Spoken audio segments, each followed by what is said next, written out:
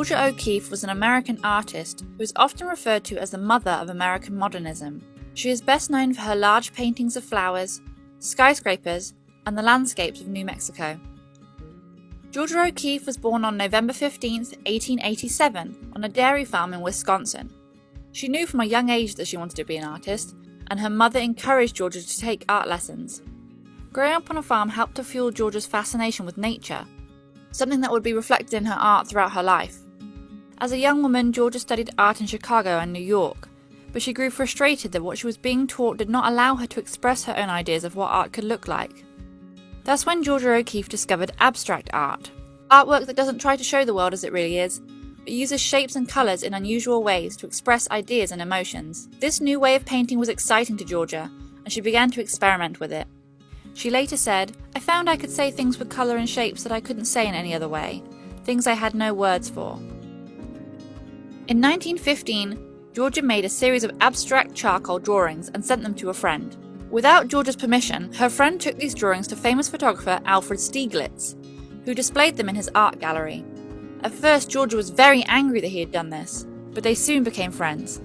At that time in history, being a professional artist was not considered an option for women, but Alfred was so impressed with her work that in 1917 he hosted Georgia's first solo art exhibition at his gallery. Georgia and Alfred eventually fell in love, and in 1924 they got married. The two lived in New York City at the top of one of the tallest skyscrapers of the time, and Georgia O'Keeffe started painting the city that she saw from her window.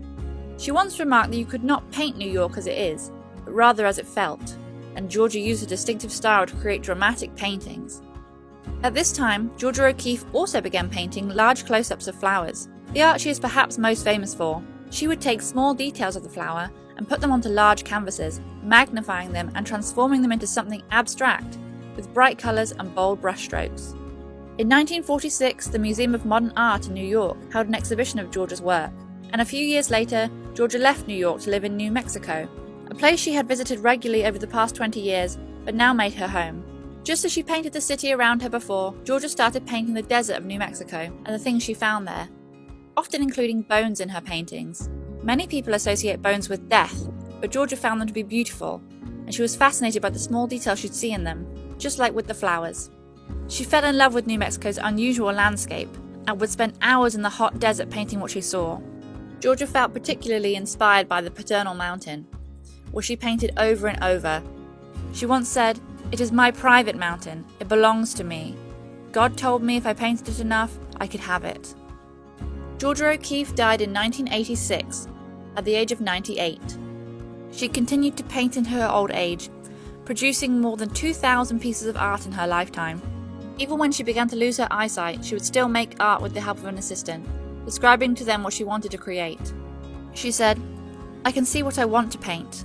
The thing that makes you want to create is still there."